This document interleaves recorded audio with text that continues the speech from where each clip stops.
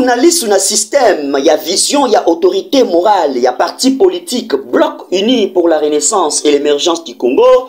Oye Kambami et pas ya mwana mboka Julien Paluku, son excellence le ministre de l'industrie, na cadre ya kosunga basi ya bamapinga ya République démocratique du Congo, mama social topema tembele ya simandako, mwana mboka Anibi Pendu Elengesa oyo azali coordonnatrice ya bamama nyonso ya lukunga ya parti politique Birek, asalaki mobange ya descente na commune ya Ngaliema na quartier Pigeon pona kosepela elongo na basi nyonso ya mapinga po ete mama social alobi ete likambo etali ba mama ezali kopesa ye pongi te na ebisi bino boko ndimanga ite. Azalaki ye moko te, azalaki accompagné par le secrétaire national chargé ya implantation topé organisation ya parti politique Burek, Mwana mboka Barthélemy Misanganano, l'homme le plus dynamique, azangisaki ya maloba te na suka ya événement Tolanda.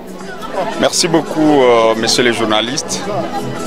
Au nom de notre autorité morale, son excellence Julien Paluku Kaongia, que nous sommes venus représenter ici dans la commune d'Engaliema, précisément dans le ravin, le quartier Pigeon, nous nous sommes vraiment décidés de pouvoir descendre pour voir effectivement l'implantation, le degré de l'implantation dans la fédération de Lukunga. Et ça, ce n'est que le troisième pas, après Luboudi, après Don Bosco. Aujourd'hui, nous sommes dans le quartier Pigeon, au niveau de Ravin, accompagnés du secrétaire fédéral de Lukunga et les autres membres au niveau de la fédération et interfédération de Kinshasa. L'objet de notre mission, c'est pour, effectivement, je viens de le dire, palper du doigt, au lieu de rester dans nos bureaux climatisés. Nous nous sommes dit, nous devons venir voir nos camarades qui sont justement ici.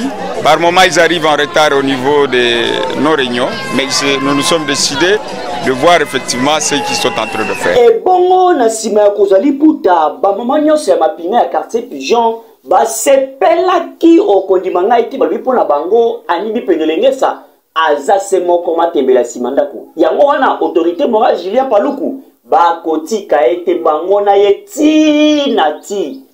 Totomboli papa to sepeli na nyoso saleli biso me lokumu ezongela yo bakisa lisusu ya ebele oya o umela seko na seko